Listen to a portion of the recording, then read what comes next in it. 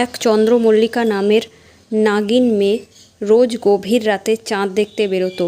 আর চাঁদ দেখতে বেরিয়ে সেই রাস্তা দিয়ে কাউকে যেতে দেখলেই সে শাকচুন্নি হয়ে যেত। আর সে যতই রাত গভীর হতো চাঁদের কাছে যেয়ে নিজের রূপ বদলে আর সবাইকে রাস্তায় পেলেই তাকে কেটে দিত। আরও ভয়ঙ্কর গল্প শোনার জন্য চ্যানেলটাকে সাবস্ক্রাইব করো।